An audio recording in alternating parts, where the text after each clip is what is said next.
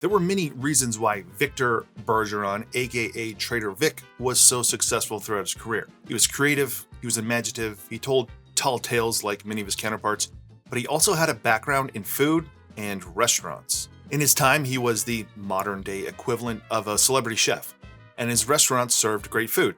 And I happen to think that the original Trader Vic's in Emeryville still serves pretty good food today. While he's known for the restaurants, the Mai Tais, and his 2 printed Bartender's Guide, he also wrote several other books, including Trader Vic's Book of Food and Drink, Trader Vic's Pacific Island Cookbook, Trader Vic's Hell of a Man's Cookbook, Trader Vic's Book of Mexican Cooking, and let us not forget Trader Vic's Kitchen Kibitzer, the cookbook for men and for the women who cook for men.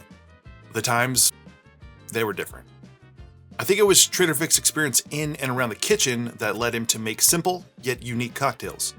For instance, adding Orgeat to his cocktails like the Fog Cutter, the Kava Bowl, and of course, the Mai Tai. Orgeat was kind of his secret ingredient, even though it wasn't secret, and it was prevalent throughout his menu. A subtle ingredient that transforms cocktails and eventually made its way to over 30 Trader Vic's cocktails. Now, he was definitely not the first to do this. Orgeat had been prevalent in cocktails before. Jerry Thomas had used Orgeat back in the 1860s and even included a recipe for Orgeat syrup. It also appears in O.H. Bryan's Modern Bartender's Guide from 1884 and in many other cocktail books from the late 1800s and early 1900s. But in my limited research of this, it looks like the first tiki drinks and first popular post-prohibition drinks to include Orgeat came from Trader Vic. Now, that could be wrong, but I'm unaware of any Orgeat drinks that came from Don the Beachcomber prior to the Mai Tai's popularity. Another factor at play was Trader Vic's background tending his own bar and running his restaurants in a business-like way. And drinks with 10 ingredients took too long to make and were too complicated. And to me, that's why the Mai Tai is such an amazing drink. It's a relatively simple drink with some additional Orgeat, which adds to this totally new, different, complex drink. And while we'll be using Orgeat today, this video is not about Orgeat or the Mai Tai. It's about the Mai Tai's cousin from south of the border, the Pinky Gonzales. The drink comes from Senor Pico, which was a chain of restaurants created by Trader Vic that specialized in early California and Mexican food. The first location was in Ghirardelli Square in San Francisco, and there was also a location in Los Angeles. Senor Pico would originally have some of the basic drinks you would assume, like daiquiris, margaritas, and sangrias. One of the popular drinks was the Pinky Gonzales. I'm not sure how big the Senor Pico empire became, and to my knowledge, there is only one left in existence today, and that's in Dubai. While the drink is on the menu at Trader Vic's locations, technically the only Pinky Gonzales you can order today from the restaurant where it was created is in Dubai. For this drink, you'll need Orgeat, simple syrup or agave, lime juice, orange curacao, and tequila. And I'll be using Tres Agaves, which is one of my favorite Blanco tequilas for cocktails as it's additive free and it's also pretty affordable. So let's just call it what it is. It's a Mai Tai with tequila. But it's also an easy recipe to memorize and how I memorize and adapt Mai Tais. And I'm memorizing in ounces, not parts, and the way I think about it is half sweet, half orange, 1 lime, 2 strong. That's half an ounce of sweet, and I say it that way because sometimes I do a full half ounce of Orgeat and no simple syrup. Sometimes I do a 1/4 ounce of Orgeat and a 1/4 ounce of simple syrup like the original recipe calls for. Orgeat is generally sweet enough to stand on its own and replace your simple syrup. In this recipe, I'll actually be using agave instead of simple syrup just because that's kind of what I do with margaritas and when I'm making a lot of tequila cocktails. Half orange meaning half an ounce of orange curacao, which would be historically accurate, but use whatever curacao or triple sec you'd like. 1 of lime, just 1 ounce of lime juice, and 2 strong being 2 ounces of spirit, usually rum or a blend of rums, but in this case, we're talking about tequila. And if you are a tequila fan and you have some bottles that you prefer, this is another great recipe to treat like a Mai Tai. Make your own blend of tequilas for this. Maybe try using some reposado, maybe add in a little añejo. Whatever you think would work well here will help elevate this drink to something new and different. We'll whip shake this one and build it in a small shaker tin. 1/4 ounce of agave syrup,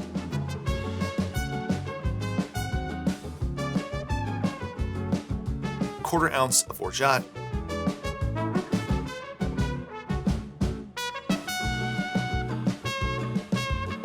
one ounce of lime juice,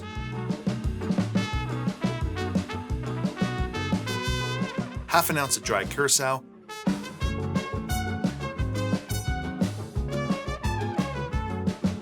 and 2 ounces of tequila.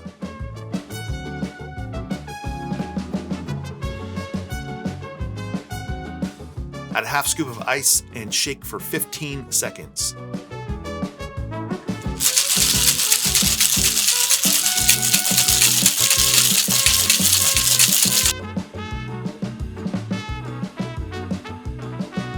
Dump it straight into your rocks glass and top with more ice.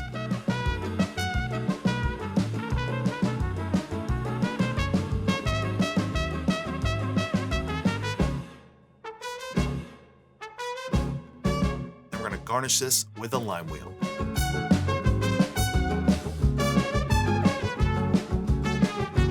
And there it is, the Pinky Gonzales.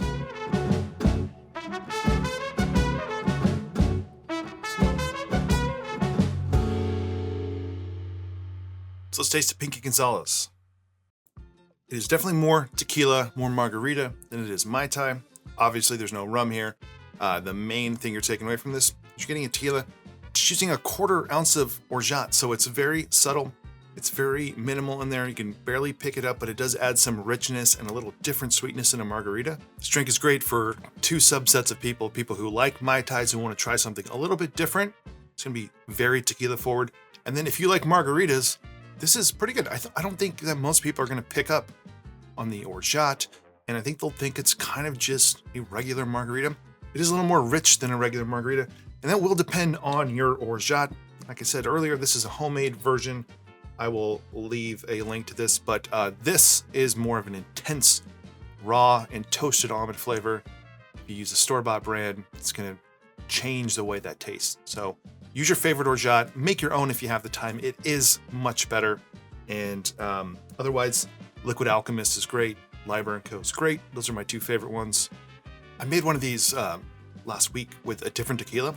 This is much better. I don't even remember what tequila that was, but Trace Agaves, if you are into the sort of additive-free tequila trend, this is, I think it's one of the most affordable options you could get.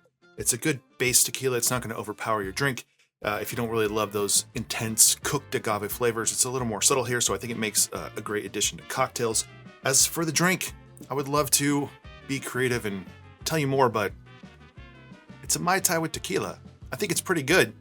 If I was out at Trader Vic's, I wouldn't order one of these, but if I happen to be in a Mexican restaurant or Senor Pico's in Dubai, I would be very happy with one of these. So there you go, the Senor Pico, which is just a riff on a Mai Tai from Trader Vic. And if you enjoyed this video, please give it a like below. Subscribe to the channel if you haven't already. And if you're interested in checking out some more videos, you can check out these 2 right here. See you in the next one.